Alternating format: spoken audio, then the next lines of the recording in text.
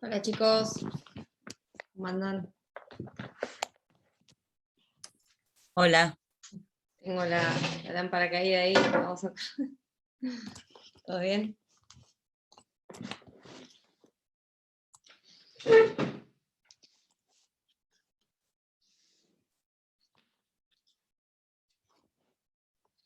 ¿Cómo están?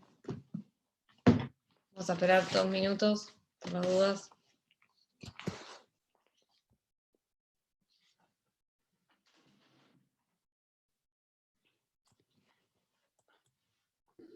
¿Tienen alguna duda de algún tema que hayan visto, que quieran que repasemos antes de empezar con la bolilla 6?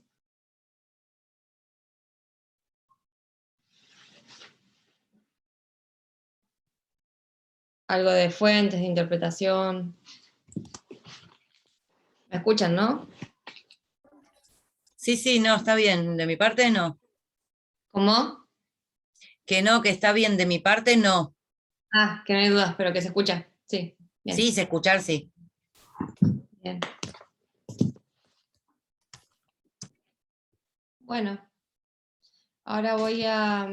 ¿Cómo están tomando lista? Anotan los otros profesores en base a los que se conectan con cámara, ¿verdad? Ya terminamos, supongo. Bien. No es tu culpa. Te rascaste la bola todo el día, ahora querés comer también. Bueno, vamos a ir, entonces, voy a ir anotando los nombres. Mañana nos tenemos que ver presencial. Mañana te arranco la cabeza si no me lo decís perfecto. ¿Tuvieron presencial la clase pasada? El miércoles solo que se sepa. Ah, bien. ¿No tuvieron el jueves también? Jueves se suspendió, se hizo por acá. Se suspendió por la tormenta presencial. Ah, se suspendió el presencial. Bien. Bien. Bueno. ¿Quieren irme? Bueno, ahora voy a ir tomando entonces Acosta. Voy nombrando. Udbandi, Franz, Elisalt, Acosta. Sí. ¿Está? Sí. Acá. Dulce, Dan, Sí. Barney. Estoy anotando lo que veo. Del Cole, Moyano, Nahuel González, Moguilani, Aros Arena, Michilo,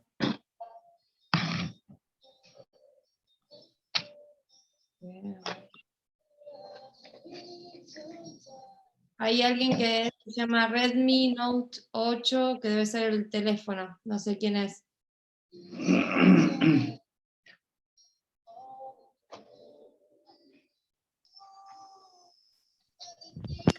Disculpe, profe, yo soy Carla Lorena, estoy con el teléfono de mi hija, no sé cómo estará. Carla, Lorena. Sí, Bien, perfecto. Tengo Jajaragula, ¿puede ser? sí, es Jajaravilla. Jaravilla, perdón. Bien, ¿alguien más que no haya nombrado? Yo, Muñoz Cristian. Yo creo que soy la Irana, que no tengo, aparece como Not 8, pero ahí ¿Cómo se lo cambio el llama? nombre. ¿Cómo es el nombre? Perdón, no escuché. La Irana, Catalina. Bien, Y yo, profe, de Marco Eugenio. bien. Perfecto. Muñoz Cristian me puso presente. Sí, Muñoz, ya lo noté. Bueno, Bueno, gracias. hoy tenemos que arrancar con la bolilla 6, o sea, se refiere a los derechos subjetivos y a las relaciones jurídicas. Es una bolilla muy interesante, no por aburrirlo siempre con que son cosas interesantes e importantes, pero todas estas bolillas son base a lo que después vamos a trabajar más adelante, y necesito que entiendan en profundidad todos los temas que vamos a ver estos días, ¿sí? Por eso también insisto en que si quedó alguna duda de clases anteriores, que ustedes pregunten y que no arrastren ningún tipo de error, así podemos avanzar sin ningún tipo de bache, ¿sí? Bueno, no sé si la modalidad de ver PowerPoint, si ir explicando a ustedes les sirve, yo los voy preparando, pero cualquier cosa me van diciendo y lo vamos, esto del Zoom, ustedes sabrán que es medio difícil, pero bueno, podemos ir modificándolo si es que a alguien le aburre los PowerPoints, en la próxima clase hacemos otra cosa. Ustedes váyanme comentando cómo les resulta más útil para poder avanzar, ¿sí? Bien, en principio entonces vamos con el PowerPoint porque nadie se opone, entonces lo voy a tomar como un consentimiento. Profe, Sí, no sé quién disculpe, habló. la clase pasada del martes, Juan, Sí, le Juan. había pedido si podía subir el Power al campus y no estaba subido en los días. Capaz Sí, que Juan. podían subir el de la unidad 3 y el de esta, por lo menos al grupo, porque a mí se me complicó un poco y estoy en la unidad 4 recién, pero bueno, voy siguiendo las clases. Sí, Juan, perdón, la verdad es que no tuve, se me pasó, pero lo voy a subir, sí. ¿Está Alan en el grupo de ustedes como el cuatrimestre pasado? Eso no sé. ¿Está Alan No, como soporte? en realidad estaba medio perdido el grupo de la Comisión 7. No contestan las preguntas y demás. Faltaría un poco más de participación de parte de los profes. Eso por un lado. Y por el otro quería preguntar si El grupo perdón, hay algún... sí. No, pero Alan participa, ¿eh? Si preguntan en el grupo, contestan. Nosotros como profesores no genial. estamos en ningún grupo, estamos sí en el campus disponibles para todo tipo de preguntas, mensajes y demás. Pero yo lo que preguntaba era lo que decía María Eugenia de Alan, porque Alan es una cierta conexión entre los profesores y los alumnos. Entonces, No, sí, él aporta, él es el ayudante y contesta. Cualquier duda siempre contesta. Por lo menos a mí siempre me contestó. No, a mí personalmente no. ustedes pueden recordarle a Alan que lo suba, él ya lo tiene, porque es el mismo, o que me pida a mí si hay alguna modificación y lo vaya subiendo, porque no le quiero desacomodar lo que él acomoda en el campo, ¿sí? Él sube los power al campus en base a las unidades y lo tiene más claro para que quede más organizado. Pero bueno, si ustedes pueden comunicarle a Alan que me pida los power, o yo igualmente se lo voy a decir mañana, pero vayan, todo este tipo de consultas y necesidades también las pueden hablar con él porque él está siempre disponible para esas cosas, ¿sí? Sí. Bueno, y quédate tranquilo, Juan, que lo voy a subir. Voy a compartir pantalla del tema de hoy, que es esto que les venía diciendo de las relaciones y situaciones jurídicas, los derechos subjetivos. Hay un audio encendido, les pido que pongan todo silencio por las dudas, ¿sí? Porque mi conexión tampoco es la más estable del mundo, entonces, bien. Empezamos con, fíjense que la unidad habla de las relaciones jurídicas y los derechos subjetivos, y ahora vamos a ver que relación jurídica tiene una conexión necesaria e indispensable para cuando hablamos de derechos subjetivos. Pero vamos a empezar a hablar de la situación jurídica. Fíjense que el derecho se ocupa de ciertos hechos, ciertas situaciones, ciertas circunstancias, y eso es lo que llamamos como situación jurídica. La situación jurídica es la posición que va a ocupar una persona en frente a una norma general, ¿sí? Hay normas que van a regular ciertas conductas del sujeto, y esa postura del sujeto frente a la norma se va a conocer como una situación jurídica. Esta situación jurídica que tiene, o que la posición que ocupa la persona frente al derecho, va a ser objetiva y permanente, porque no va a fluctuar de una persona a otra. Las normas van a ser, y todos los poderes derivados de la norma van a ser ejercidas indefinidamente por quien la invoque, ¿sí? Pero acá, fíjense que cuando hablamos de situación jurídica estamos hablando como una suerte de género, porque puede ser esta situación jurídica unisubjetiva, y acá no, digamos, solo me voy a ocupar de esta circunstancia de esta persona frente a la norma, pero no hay ningún otro sujeto que esté del otro lado como un sujeto pretendido, ¿sí? Aquel que va a ser el destinatario del ejercicio de ese derecho que le reconoce la norma, ¿sí? Por eso hablamos unisubjetiva, solamente va a ser una situación jurídica, ¿sí? No hay, digamos, un destinatario del ejercicio de ese derecho que le reconoce a esta persona que está parada frente a la norma. En cambio, si es plurisubjetiva, es decir, hay más de un sujeto porque hay una conexión entre el derecho que se le reconoce a una persona y el destinatario o el que va a sufrir las consecuencias del ejercicio de ese derecho, hay una relación jurídica, ¿sí? Por eso, acá cuando hay una situación jurídica, se le reconoce a ese sujeto lo que veníamos diciendo recién, un poder jurídico. Bueno, todo esto ya lo venimos diciendo. Perdón, Micaela. Sí. Vendría a ser, por ejemplo, un hijo o un padre, o sea, la persona en sí misma, la situación jurídica, ¿no? Sí, eso lo veo más como una relación jurídica, porque fíjate el ejemplo que está muy bueno, que decís vos, el hijo y el padre, vendría a ser una relación de responsabilidad parental, y ahí ya... No, pero digo por cada uno por su lado, digo, no, o sea, la persona en sí misma me refiero.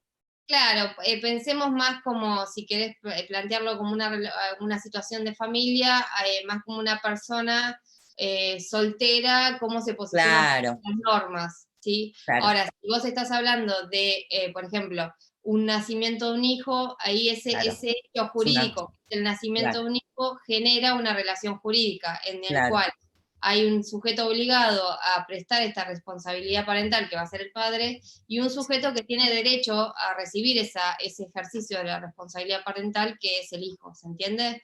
Ahí ya habría más una relación jurídica. Si es situación jurídica, estamos posicionándonos frente, digamos, el sujeto frente a la norma.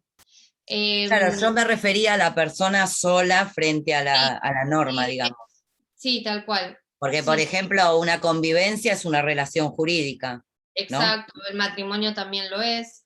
Claro. Todas esas circunstancias, un contrato, si vamos a algo más práctico, más de todos los días, bueno, más allá de que el matrimonio también es de todos los días, ¿no? Pero fíjate un contrato, una relación jurídica, porque ahí se ven más evidentes los derechos y los deberes recíprocos, que surgen del, digamos, el escrito de un contrato. Pero según Savigny, la relación jurídica es esta relación social que se traba entre personas. Por eso la importancia es que esta relación social esté regulada por el ordenamiento, porque si no, no estamos hablando de una relación jurídica, ¿sí? Es algo que le importa al derecho regular y que específicamente lo norma. Esa es la relación social que le importa y le interesa al derecho y que la va a regular, es la relación jurídica. Por eso hablamos de que es la que se establece entre dos o más personas, porque ya hablamos de que tiene que haber esta plurisubjetividad con carácter particular, esencialmente variable, y es un vínculo entre dos o más personas del cual emanan deberes y derechos. Acá lo que yo les decía recién es que lo más frecuente es la que nace de la voluntad de las partes, por ejemplo el contrato. El contrato es una clara demostración de deberes y derechos. En un contrato de locación está el locatario que va a usar de la cosa, pero a su vez tiene que pagar el canon locativo, el locador, que es el que recibe el canon locativo, pero que tiene que entregar la cosa en buen estado para que sea utilizada por el locatario. Es decir, fíjense cómo de una relación jurídica surgen estos derechos y deberes en cabeza de las partes. Por eso la relación jurídica es una especie de situación jurídica que consiste en modo de estar una persona frente al derecho, pero con respecto a otra a la que está socialmente vinculado, ¿sí? Fíjense que acá se hace mucho hincapié en cuáles son los intereses que el derecho considera valiosos y que va a específicamente regular y normar para generar estas relaciones jurídicas. Bueno, acá volvemos a lo al tema de qué es una vinculación social. Y fíjense que acá en el programa les hablan de las especies o las clases de relaciones jurídicas. Hay distintas clasificaciones. Las más importantes son esta que es la clasificación en relación jurídica de derecho público, y acá es en la que interviene el Estado como sujeto sujeto público. Fíjense que en este tipo de relaciones jurídicas en que yo me vinculo con algún órgano estatal, no hay una relación de coordinación porque yo estoy subordinada al ejercicio del derecho público por parte del Estado.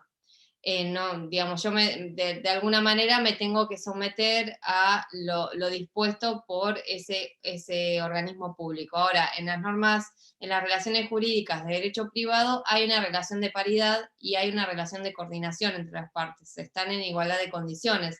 Por eso se habla de que prevalece el interés particular, a diferencia de las relaciones jurídicas de derecho público, en la que va a interesar la prevalencia de interés público, ¿sí? Por otro lado, sí. Te pregunto, si yo, por ejemplo, tengo la boleta de la luz a mi nombre, ¿ya tengo una relación jurídica con un organismo público? Y vos estás contratando un servicio público. Claro. Sí, sería una suerte, en ese caso sería un organismo descentralizado, ya sería algo más particular, pero sí estás contratando, no estás en paridad de situación para negociar el contrato como lo estarías en un contrato de locación o una compraventa, ¿sí? No hay coordinación como en esos casos. Dentro de lo que hablamos de esto de que hay un interés privado, fíjense que a su vez se puede subclasificar las relaciones jurídicas entre patrimoniales y extrapatrimoniales. Las patrimoniales son las que se generan necesariamente en el ámbito de las actividades de producción porque hay un interés económico y se rigen principalmente y primordialmente por autonomía de la voluntad. En un contrato de locación, en una compraventa, en un contrato de leasing, en las franquicias, hay todo un interés patrimonial y económico que lo que genera es que se deje librado mucho a lo que es la voluntad de las partes, la libertad de contratación. No hay mucha, digamos, ¿ya vieron la diferencia entre leyes supletorias e imperativas? Sí, profe. Bien. ¿Alguien me puede explicar lo que era una ley supletoria y una ley imperativa? En las relaciones patrimoniales, por ejemplo, que estoy diciendo, con un contrato, una locación, una compraventa, ¿qué predomina? ¿Las leyes supletorias en el código o las leyes imperativas? ¿Y No, por qué? siempre va a predominar la ley imperativa porque es un ordenamiento que no puede dejar, no puede ser dejado de lado por las partes. En cambio, una ley supletoria puede adherirse o no siempre y cuando sea necesario o el ordenamiento jurídico o el sistema del código de la norma no regule un cierto caso y sea la norma supletoria análogo a ese hecho. Bien, Juan Cruz, está muy bien la definición, por ahí no hablaría de analogía, sino que es la supletoria viene en cierto modo a regular todo lo que las partes no dijeron, la voluntad inexpresada se dice, porque en realidad la supletoria es la que está en el código, la que se prevé para el caso de que las partes no digan nada, pero se entiende que como ya estaba regulado, lo dejaron librado lo que decía el código. Pero yo lo que estoy preguntando ahora es, en un contrato de locación, ¿qué predomina? ¿Una ley supletoria en el código? O sea, ¿hay más leyes supletorias o más leyes imperativas? Lo mismo en la de compraventa. No, imperativa. ¿Les parece? Por ejemplo, la que dice cuáles son los deberes y derechos del locatario y locador. ¿Son leyes? No, profe, usted me está diciendo la respuesta en realidad, pero me gustaría que pensemos juntos el por qué las supletorias tienen más peso. No, las supletorias no tienen más peso, no. Está muy bien, ¿No? la definición que vos dijiste está perfecto. Lo que yo digo es, en las relaciones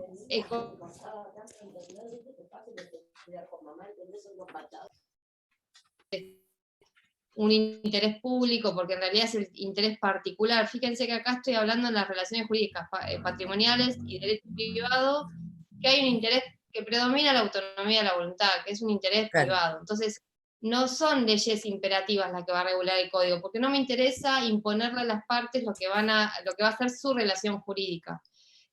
Sino que lo que voy a hacer como legislador es regular lo que las partes no digan. Si no dicen, por ejemplo, las obligaciones del locador y locatario, y bueno, vamos a poner estas obligaciones para el locador, estas para el locatario. Ahora, si en el contrato específico de locación queremos darle más obligaciones que las que dice al locador, se las ponemos, las escribimos. Y eso va a dejar de lado lo que dice el código, ¿sí? No es una ley imperativa, no es que yo voy a tener las obligaciones del locador como los dice el código, las puedo dejar de lado. Ahora, fíjense qué diferentes son las relaciones jurídicas extrapatrimoniales en las que rige todas las normas que rigen las relaciones de familia, el matrimonio, las uniones convivenciales, todos estos supuestos en que hay un interés extrapatrimonial, pues son relaciones jurídicas extrapatrimoniales, no hay un interés económico en la celebración del matrimonio, o no debería haberlo por lo menos. No hay un interés económico en la unión convivencial, en la filiación, en el parentesco, son todos fines extrapatrimoniales y tienen todas causas extrapatrimoniales. Entonces, las normas que rigen esos institutos tan importantes de familia son normas imperativas. Yo no voy a elegir la forma en que me voy a casar, sino que lo tengo que hacer de la manera que lo dice el código. La responsabilidad parental, todos los derechos y deberes de los padres respecto de sus hijos van a ser regulados específicamente por el código, y no puedo como padre dejar de lado ciertos deberes o ciertos derechos porque lo quiero modificar, ¿se entiende? Eso sí ahí sí rige con plenitud la norma imperativa, porque la finalidad es la tutela de este orden público, de este interés superior, de este interés que está por encima del interés económico o personal de los sujetos. No sé si me entendieron ahí. Sí, profe, en un momento se me cortó, pero acá Bien. estaba leyendo justo la imagen del Power, y un poco como que te lo va a explicar, ¿no? Porque en el derecho privado se da por sentado que las leyes supletorias, por decirlo de una manera, se dan como dadas, decías vos, ¿no? Sí, Porque ojo, prevalecen en las el derecho relaciones del interés privado, particular. claro, pero estoy hablando de la relación jurídica patrimonial. De la extrapatrimonial, todas estas relaciones jurídicas son del derecho privado, porque esto se diferencia de lo que hablábamos de cuando interviene el Estado. Pero dentro del derecho privado están estas dos, que es una dentro de lo que es el interés particular, personal, económico, que no afecta al orden público, y ahí estamos en las patrimoniales, y en las extrapatrimoniales que ya hay un fin que está por fuera de lo económico, no tengo un interés patrimonial, sino que es extrapatrimonial, y ahí están las relaciones de familia, y esta interconexión que les hice recién con lo que ustedes vieron de las leyes supletorias e imperativas, para que ustedes vayan haciendo una conexión entre los temas que van viendo, ¿sí? Bien. Después tenemos a esta relación jurídica, que es la que se entabla entre dos sujetos, que al ordenamiento le interesa regular, que tiene estas normas que el del derecho objetivo, va a tener ciertos elementos, que son los sujetos, que ya los vimos recién, el objeto, que es el contenido, y la causa, ¿sí? Ahora vamos a ver en particular cada uno de ellos, pero ya algo mencionamos. Por ejemplo, cuando hablamos de los sujetos, fíjense que son las personas que van a integrar esa relación jurídica.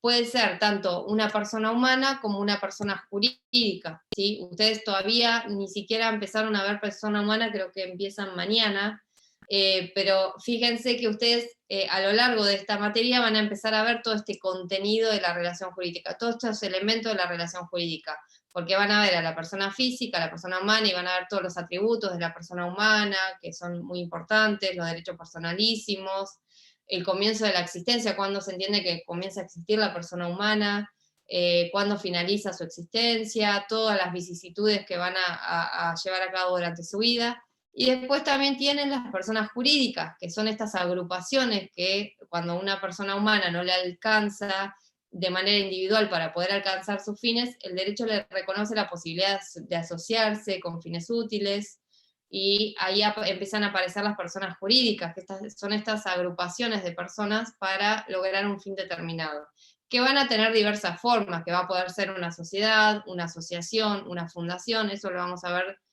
creo que la segunda parte, pero fíjense que cualquiera de estos que estoy mencionando pueden ser sujetos de una relación jurídica.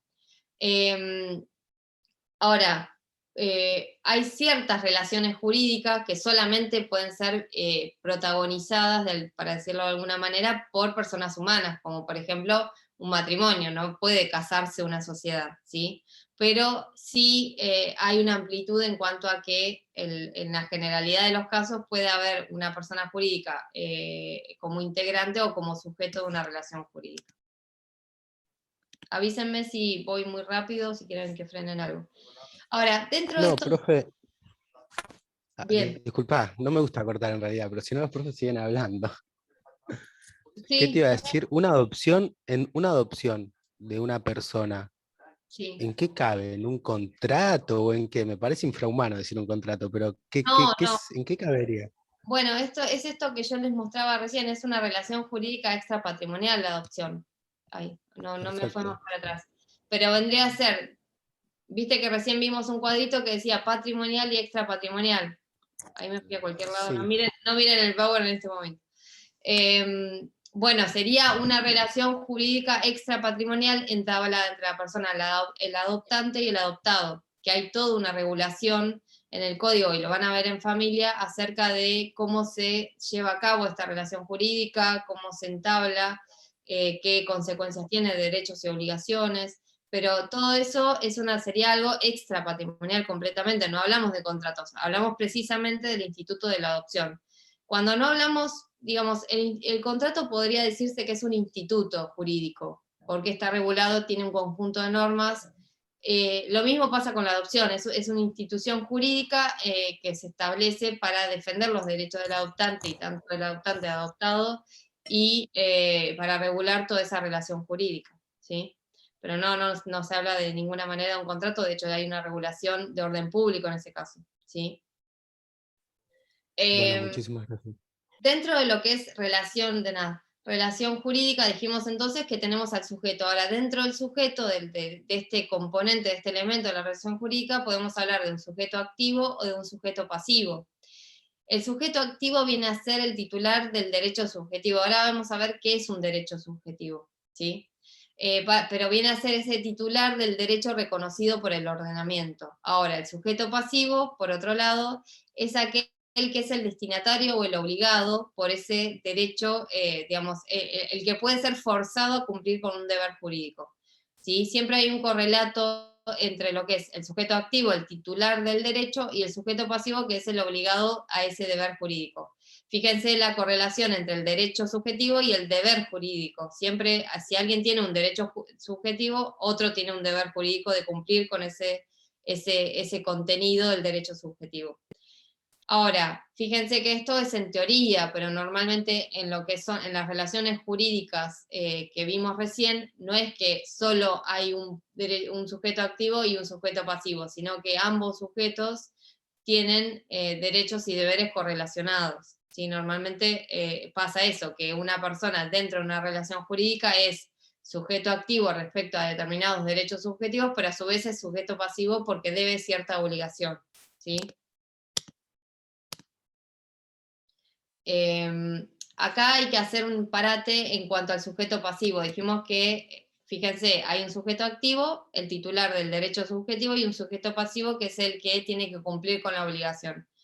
Puede ser que en ciertas relaciones jurídicas el sujeto pasivo sea indeterminado. ¿Qué quiere decir que sea indeterminado? Que no tenga individualizado la persona que tiene que cumplir con esa obligación.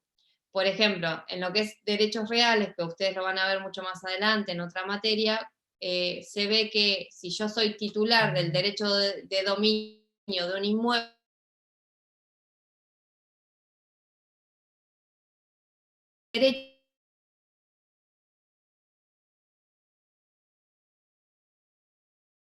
ese derecho subjetivo que tengo sobre la cosa, que es sobre mi inmueble, lo puedo ejercer sobre cualquier persona. Y eso quiere decir que hay un sujeto pasivo indeterminado, no es determinado.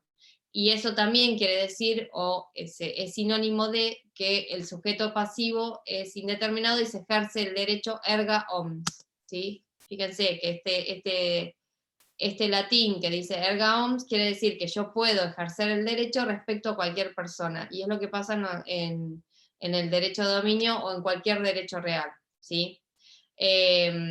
Obviamente que si alguien me quiere meterse en mi casa, yo voy a poder decir, no, esa casa es mía y ejerzo y la protección que me da ese derecho de dominio. Pero lo puedo hacer individualizando un sujeto en particular o respecto de cualquier persona. Ahora, en la generalidad de los casos, las relaciones jurídicas hay un sujeto pasivo determinado que es el que tiene que cumplir con la obligación, ¿sí? El objeto de la relación jurídica viene a ser digamos, eso que me interesa, el bien que está involucrado y que se persigue tutelar con el ordenamiento jurídico, con la norma jurídica. Eso que quiere proteger la norma es el contenido del ejercicio de ese derecho subjetivo. Si, por ejemplo, si estamos hablando de un derecho de un contrato de locación, ese ejercicio del derecho va a ser el usar la cosa, el usar y gozar de la cosa, que es lo que a mí me da como locatario, sería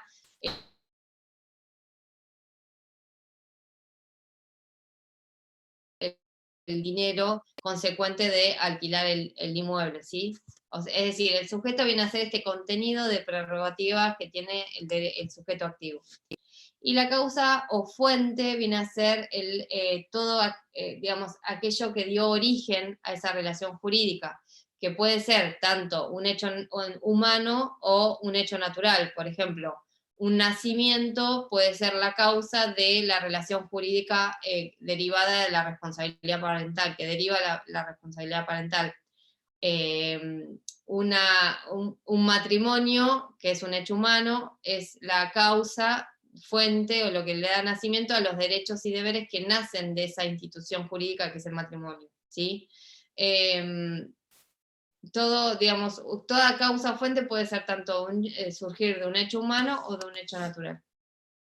Esos serían los tres elementos que vimos de la relación jurídica: el sujeto, el objeto y la causa. Ahora, fíjense que cuando yo les hablaba de la relación jurídica, siempre les hablaba de este derecho subjetivo. ¿Pero qué es el derecho subjetivo que tiene el sujeto activo? Viene a ser, ustedes lo pueden tomar como un sinónimo de facultad. Es la facultad que le reconoce el ordenamiento jurídico a una determinada persona, ¿sí? Y tiene que ver con el interés que pretende tutelar el derecho como conjunto de normas. Acá podemos, si quieren, hacer una diferencia entre lo que es un derecho subjetivo y el objetivo. El derecho subjetivo es esta facultad que se le reconoce al sujeto, pero el derecho objetivo es el conjunto de normas, ¿sí? Ahora, tiene dos facetas, porque obviamente si yo tengo un derecho subjetivo lo puedo ejercer conforme a lo que dice la norma, pero a su vez puedo evitar que cualquiera afecte ese derecho subjetivo, ¿sí? Hay una gran discusión, y esto surge desde el momento en que se empezó a hablar del derecho subjetivo como facultad reconocida por el ordenamiento. Fíjense que yo hablo de facultad reconocida por el ordenamiento, porque para que sea un derecho subjetivo tiene que estar esa facultad expresamente reconocida por la norma jurídica. Porque si no vamos a hablar de otro tipo de cosas, como por ejemplo intereses, que lo vamos a ver ahora. Pero para hablar de derecho subjetivo hay toda una discusión histórica acerca de su naturaleza jurídica. ¿Qué es un derecho subjetivo? Originariamente con Savigny se habló del derecho subjetivo como la voluntad, es la teoría de la voluntad. Y se decía que el derecho subjetivo era el poder atribuido por el ordenamiento jurídico a una voluntad. Pero esto fue criticado porque se dice, bueno, si el derecho subjetivo es una voluntad, en realidad lo estamos dejando librado completa y exclusivamente al titular de ese derecho subjetivo, de si tiene, digamos, de si hay voluntad o no.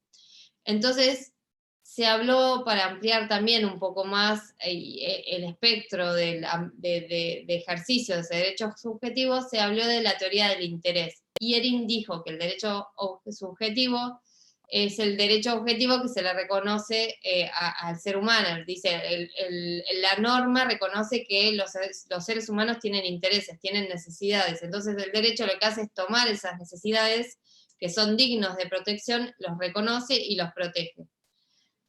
Y después hay posturas que vienen a conectar estas dos teorías y dice, bueno, el derecho objetivo, que es la norma, contiene un poder que le otorga a la voluntad. Es decir, más allá de que no lo dejamos librado a la voluntad del sujeto de reconocer cuál es o no un derecho subjetivo, sino que también digamos, ese derecho, perdón, ese derecho le reconoce el poder para satisfacer ese interés individual. Lo cierto es que de todo esto lo que podemos tomar es que, lo que decíamos recién, esta facultad que le reconoce el ordenamiento jurídico tiene que estar reconocida porque tiene que tener algún tipo de fundamento o interés el ordenamiento en protegerlo. Bueno, esto no tiene mucho sentido que lo veamos. Ahora, fíjense que dentro de lo que es esta facultad reconocida por el ordenamiento podemos reconocer ciertos elementos. Por un lado, podemos decir que necesariamente hay una facultad, el titular del derecho subjetivo tiene la facultad, digamos, de ejercer ese derecho subjetivo. Después hablamos de un interés, porque ese poder que tiene el sujeto en el derecho subjetivo tiene que tener una finalidad. Si yo tengo un derecho subjetivo, tengo que tener una finalidad como contenido de ese derecho subjetivo, si no, ¿para qué se me va a reconocer? ¿Sí? Después, lo que quería que quede claro acá también, que también lo tienen en el programa, es diferenciar este derecho subjetivo como facultad reconocida por el ordenamiento de lo que es la acción, ¿sí? Ustedes van a ver en derecho procesal, en otra materia, que se va a hablar mucho de esta acción. La acción es la que se reconoce a una persona para poder ejercer ese derecho subjetivo, es decir, es como si fuera una herramienta para llegar a la práctica ese derecho subjetivo. Si yo tengo el derecho subjetivo reconocido por la norma, pero no se me dan las herramientas necesarias para tutelar, para proteger, para hacer valer ese derecho subjetivo,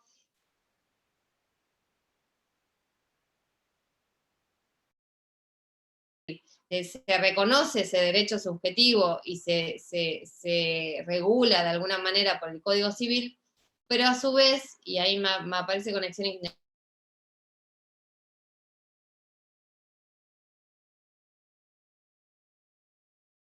¿Hola? ¿Me escuchan? Se corta el audio, profe, de vez en cuando. Ah, bueno, si queda algo sin entender, avísenme, así lo volvemos a repetir. Si el ordenamiento como Código Civil y Comercial, para que lo entiendan en la práctica, me reconoce este derecho subjetivo, pero yo no puedo hacerlo valer en la justicia, es lo mismo que nada. Por eso lo que va a pasar es que el ordenamiento de fondo, y cuando hablamos de ordenamiento de fondo estamos diciendo el Código Civil y Comercial de la Nación, o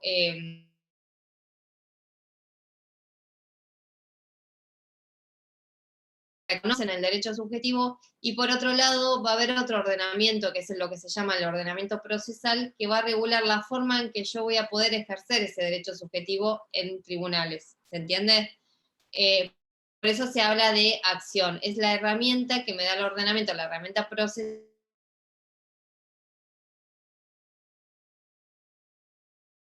en la práctica ese derecho subjetivo. ¿Y qué va a pasar? Con esa acción yo puedo exigir a ese sujeto pasivo que cumpla con ese deber jurídico. ¿Se entiende? Para que vayan relacionando conceptos. Ese derecho subjetivo que se reconoce por el ordenamiento, mediante la acción, yo puedo reclamar que la otra persona, que es el sujeto pasivo, cumpla con el deber jurídico. Ahora, dijimos que además del derecho subjetivo había otro concepto importante en esta bolilla que vemos, que es el interés legítimo.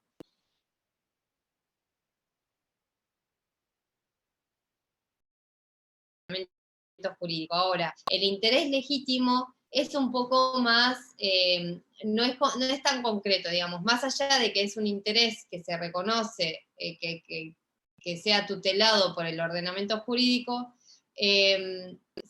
digamos, no hay un poder exclusivo, así como se le da en el derecho subjetivo, que dijimos se individualiza ese poder, esa facultad en cabeza del sujeto activo.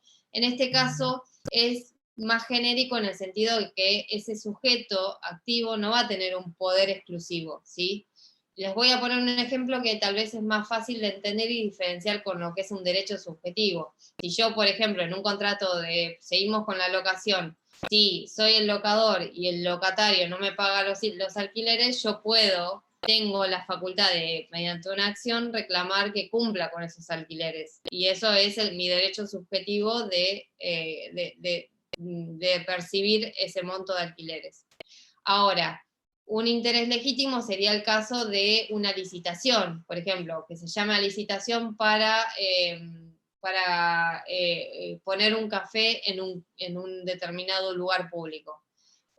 Yo tengo el derecho o el interés de que se lleve a cabo esa licitación de las formas legales, pero no tengo el derecho de obtener esa licitación, ¿sí? Yo lo que voy a tener es el interés de que todo ese proceso licitatorio se lleve a cabo de manera legítima, que haya, digamos, que haya un llamado por publicación, digamos, que haya publicidad, que se elija al más adecuado y demás.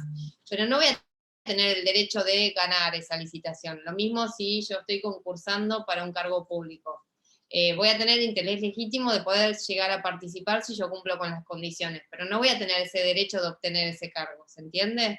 Esa es la diferencia con el interés legítimo, no hay un poder, una facultad que me atribuye el ordenamiento jurídico, hay un interés porque es necesario la protección de ese interés para el bien común, pero no hay un interés legítimo como tal. Y en un escalón ¿Te puedo hacer una más pregunta? bajo, sí. En ese caso, en realidad, uno no tiene el derecho o el otro no tiene la obligación de cumplir con ese derecho que puede llegar a tener el activo, digamos. En realidad, fíjate que estoy hablando más de un interés que un derecho porque no tiene esa facultad o ese poder para hacer cumplir. En realidad no habría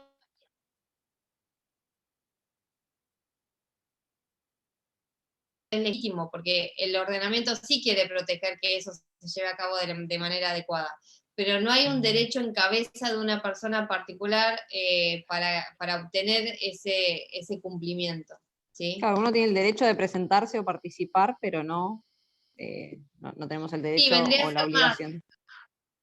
un interés protegido que le reconoce la posibilidad de participar, pero no el derecho subjetivo de obtener ese resultado. Después, en un escalón más bajo tenemos el interés simple. Fíjate que pasamos por el derecho subjetivo, el interés jurídico, el interés legítimo y el interés simple. El interés simple no tiene directamente una protección jurídica, no hay una norma que regule ni un derecho subjetivo ni un interés legítimo. Pero a pesar de que no hay una acción para lograr el cumplimiento, el ordenamiento dice, bueno, igualmente hay un interés que no está reprobado por la ley. Es un escalón menor, es decir, yo tengo el derecho subjetivo, se me reconoce una facultad, el interés legítimo, hay un interés regulado por la norma, y después tenemos el interés simple, que es todo aquello que no está reprobado por la ley. Fíjense que acá se toma como el artículo 19 de la Constitución, todo lo que no está prohibido está permitido. Bueno, acá no hay un interés que esté reprobado, entonces se lo reconoce, pero no se lo reconoce expresamente como un interés. Les voy a poner un ejemplo y es que en el Código de Vélez no se reconocía el concubinato. Ustedes saben que el régimen de convivencia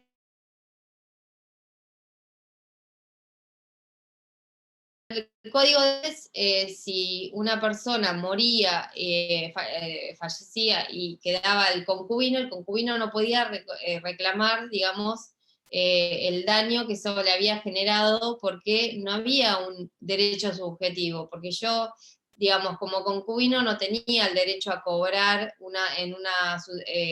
digamos, no tenía el derecho de alimentos como si fuera un hijo, o perdón, como si fuera un cónyuge, o como tenían en su caso los hijos.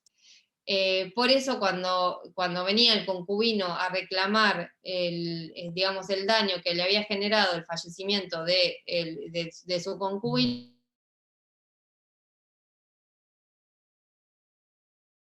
que dio por el fallecimiento. ¿Qué daño? ¿De qué daño estamos hablando? La jurisprudencia, a raíz de que no estaba, digamos, contemplado en el Código de Vélez, hizo toda una evolución diciendo, bueno, acá, si bien no hay un derecho subjetivo de la concubina a reclamar por el fallecimiento del concubino, sí hay un interés simple, porque acá no hay un interés que esté reprobado por la ley. Entonces, acá sí podemos reconocer que hubo un daño, y ese daño está justificado no ya en un derecho subjetivo, porque no tenía un derecho subjetivo,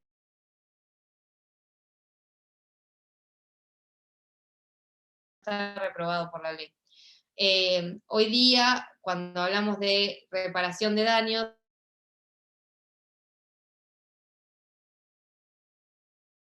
parece que para ampliar el espectro de los damnificados para el caso de un caso de responsabilidad, se habla de directamente interés no reprobado por la ley, ¿sí? Bien.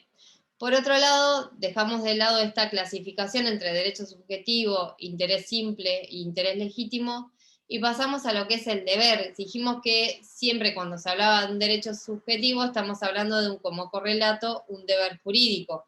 Si alguien tiene un derecho subjetivo, necesariamente alguien tiene el deber jurídico de cumplir con esa obligación. No solo genera el derecho subjetivo este correlato, sino también se le va a haber una acción, que es lo que veníamos diciendo, que es una herramienta procesal para lograr el cumplimiento de ese deber jurídico. El deber jurídico viene a ser una restricción de la libertad del sujeto. En realidad, esto tiene que ver con que se le puede exigir a la persona que cumpla con ese deber jurídico, y lleva implícita la responsabilidad, porque si esa persona que tiene un deber jurídico no cumple con ese deber jurídico, necesariamente ese incumplimiento va a generar una responsabilidad en términos jurídicos, ¿sí? Ahora,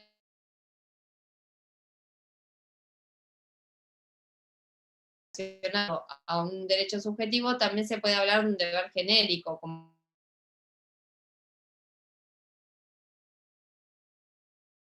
esa persona de respetar el derecho de propiedad de otro. Ese sería algo así como un deber genérico. Sería algo así como el deber de no dañar al otro. Ese es un deber genérico, ¿sí? Y el deber específico tiene que ver con aquel que surge de la relación jurídica en particular. El deber específico viene a ser la contracara de este derecho subjetivo del que veníamos hablando. Acá hay que hacer un parate en lo que es la carga, porque a diferencia de lo que es el deber, que dijimos, hay una acción, una posibilidad de exigir el cumplimiento de ese deber jurídico, la carga, por el contrario, viene a ser algo que interesa únicamente a aquella persona sobre la que recae. Acá también les voy a poner un ejemplo. En el ámbito procesal, si yo, por ejemplo, no presento un escrito en determinado tiempo, eso me va a perjudicar a mí, pero nadie me va a exigir que presente ese escrito. Acá no hay una acción para exigir el cumplimiento de la carga, porque la carga está prevista en beneficio de aquel sobre el cual recae, ¿sí? No hay alguien que pretenda que yo cumpla con esa carga, sino que yo la cumplo o no la cumplo. Ahora, si no la cumplo, voy a terminar perjudicada. Si la cumplo, me voy a beneficiar de alguna manera, ¿sí? Por eso, el que cumple con esa carga o o sobre quien recae esa carga es en su propio beneficio, y no hay un sujeto que pueda exigirme el cumplimiento de esa carga. Otro ejemplo sería cuando ustedes ven procesos ejecutivos, que son aquellos en que, por ejemplo, se intima a alguien que cumpla con, digamos, a que no quiero complicarlos con procesos ejecutivos, pero normalmente para que sea más fácil, si una persona es llamada a un juzgado para que reconozca un instrumento, se lo va a intimar a que vaya y reconozca el instrumento bajo apercibimiento de tenerlo por reconocido si no va. Entonces, si yo no voy al juzgado y digo, este instrumento no lo firmé, no lo reconozco, entonces la consecuencia va a ser que lo tengan por reconocido, es una carga, es decir, yo tengo la carga de ir y reconocerlo o no, porque si no me voy a terminar perjudicando, ¿sí? ¿Se entiende esto de diferencia con el deber jurídico? Acá no hay una acción para exigir el cumplimiento de la carga, porque la carga es en beneficio de quien recae. Bueno, esto de interés legítimo, interés simple, ya lo vimos, dijimos que la diferencia es que si hay un reconocimiento legal, o si no lo hay en el caso de los intereses simples y son intereses no reprobados por el ordenamiento jurídico. No sé por qué está la repetición, pero bueno, lo repetimos. Y después también tenemos, así como teníamos las clasificaciones de las relaciones jurídicas, tenemos la clasificación de los derechos subjetivos, y vamos a tener lo mismo que hablábamos recién, derechos subjetivos patrimoniales, si esa facultad que tiene la persona de ejercer frente al derecho, al sujeto pasivo, tiene un contenido económico, va a ser un derecho subjetivo patrimonial. Fíjense que el artículo 15, para que después lo vean tranquilos, habla de los derechos subjetivos que tienen por objeto bienes susceptibles de apreciación económica. Y tenemos los derechos subjetivos extrapatrimoniales que no tienen en absoluto un interés económico, un contenido económico, sino que son los intereses cuya tutela se pretende con el poder, digamos, no son de naturaleza económica, que acá sí van todo lo que hablábamos de recién de los derechos de familia o los derechos personalísimos, ¿sí? El derecho, por ejemplo, a todos los derechos derivados de la responsabilidad parental no tienen un contenido económico, y por eso se habla de derechos subjetivos extrapatrimoniales, ¿sí? El derecho que tiene el hijo de exigir que el padre le preste cuidado, en ese caso estamos hablando de un derecho subjetivo porque es un derecho del menor, pero no tiene un contenido patrimonial. Y después quería hacer un parate en lo que son los intereses o derechos de incidencia colectiva, más allá de que esto es un poco complejo para el estado en que ustedes están en la carrera y en la materia, ¿sí? Yo lo que quiero que entiendan es que cuando Vélez redactó su Código Civil, el Código Civil, tuvo muy en miras o tuvo muy en cuenta a la persona individualmente considerada, y tuvo muy en cuenta intereses puramente económicos.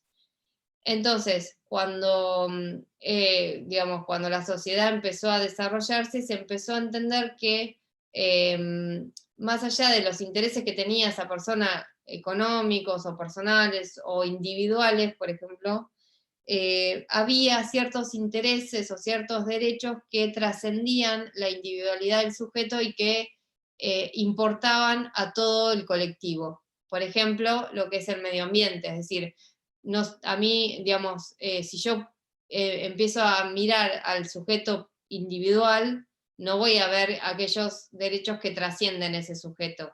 Bueno, esto es lo que pasó en el Código Civil y Comercial, es decir, no solo mirar a la persona, sino mirar un poco más al colectivo de personas.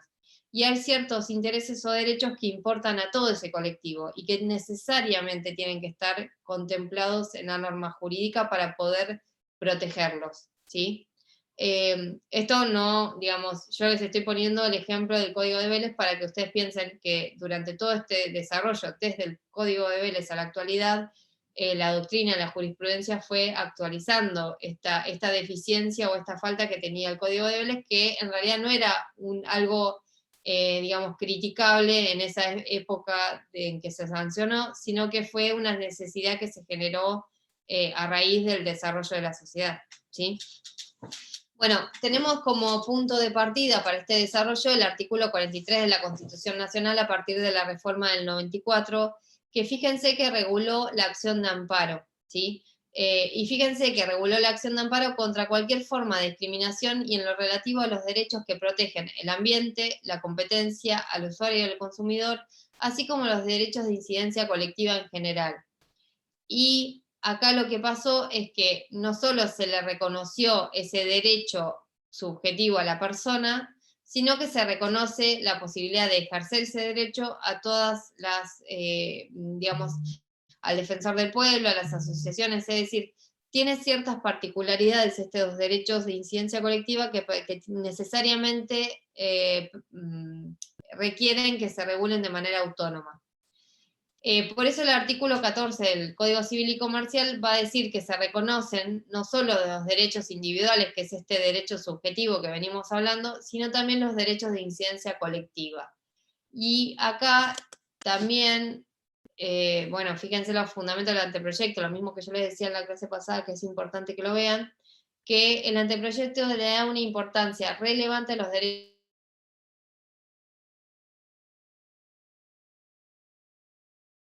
para poder desarrollar, digamos, para propender al desarrollo del ser humano. Y acá es importante que dividamos, no solo, digamos, tenemos los derechos individuales, subjetivos individuales, y a todo esto es lo que venimos viendo hasta ahora. Como segundo punto tenemos los intereses o derechos de incidencia colectiva, pero a su vez estos derechos de incidencia colectiva que trascienden el derecho individual para afectar a la colectividad,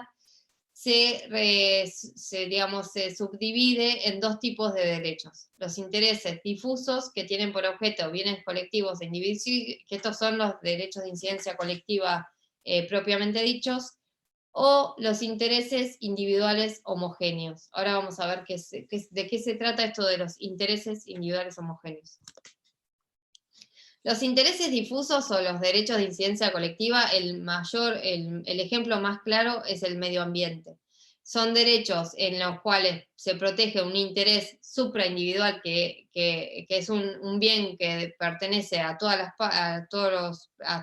personas, por eso se habla de bien indivisible.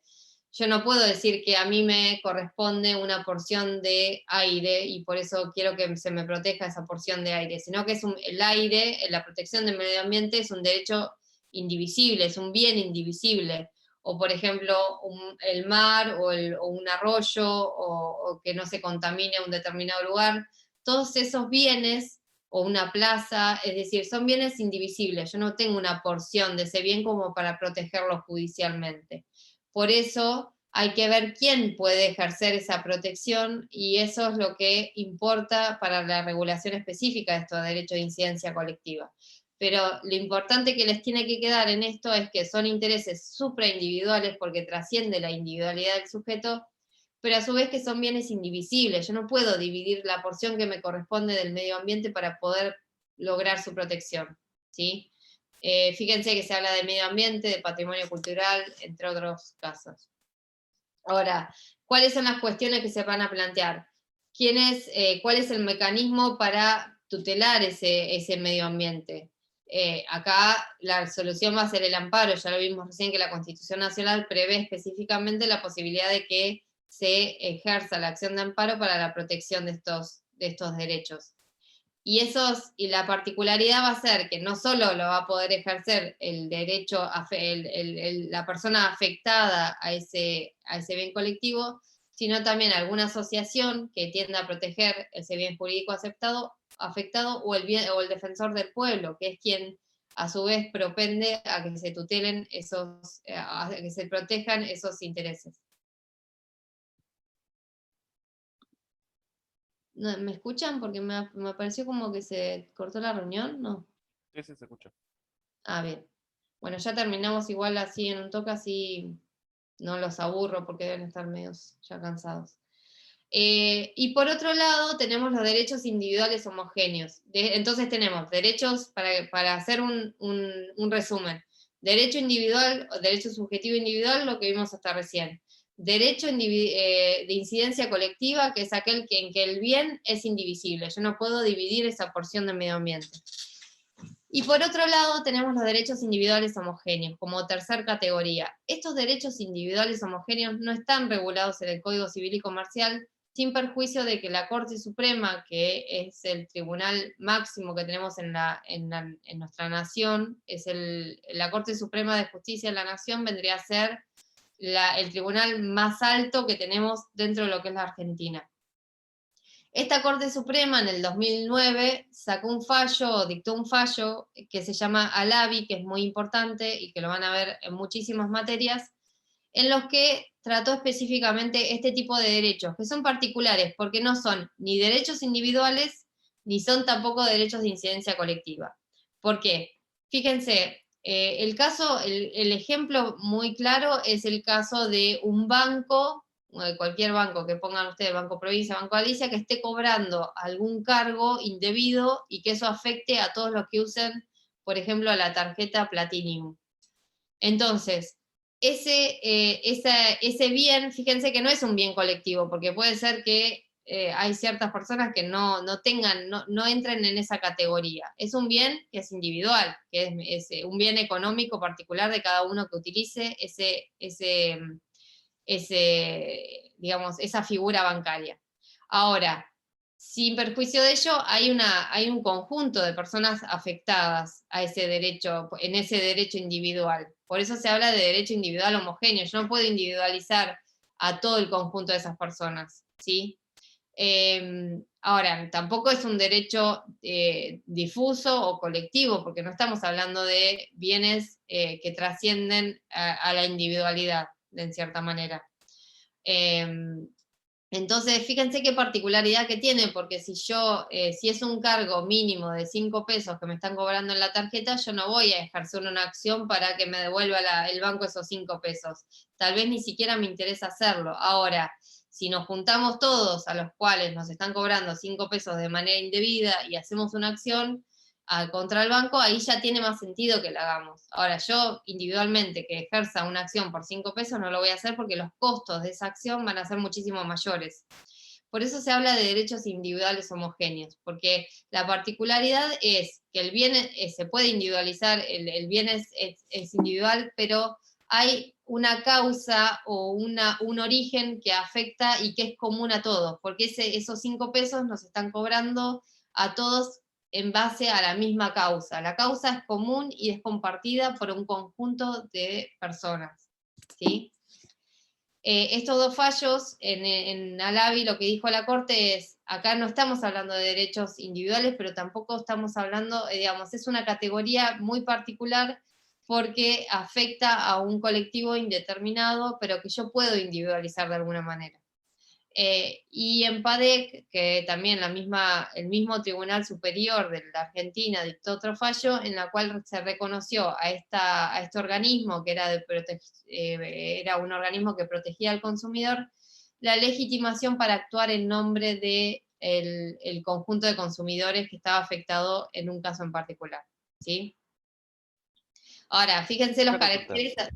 Sí. Perdón. Puede ser como, otro ejemplo puede ser el tema de lo de Apple, de obsolencia programada, ¿cómo es?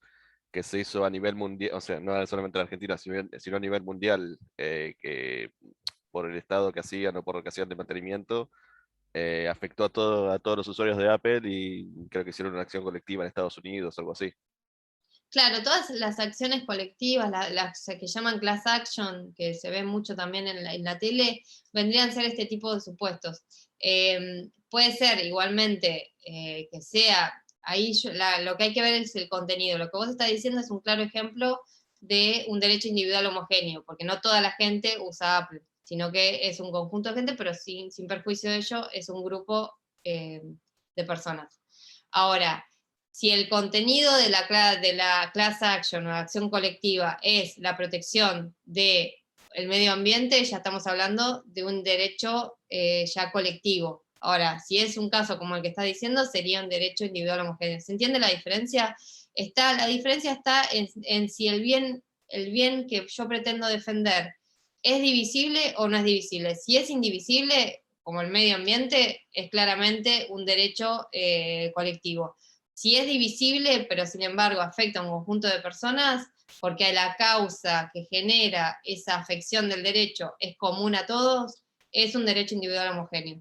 Fíjense, acá entre los caracteres está que existe un hecho único que va a ocasionar una lesión a una pluralidad de sujetos, ¿sí? Ahora, también lo que se da mucho en estos supuestos y que justifica que haya una acción colectiva entablada por varias personas es que si yo acciono individualmente, normalmente a mí no tiene sentido que haga una acción individual por los costos que esto genera y el beneficio que a mí me va a generar esa sentencia. Por eso digamos, esto que es una clara vulneración al acceso a la justicia. Si yo no tengo la posibilidad de juntarme con los demás y hacer un reclamo, veo cercenado mi acceso a la justicia porque no lo voy a hacer, ¿se entiende? Bueno, eso sería el tema de hoy. No sé si tienen alguna duda de algo de lo que vimos. Ahí ya los estoy viendo todo. ¿Quedó más o menos en claro?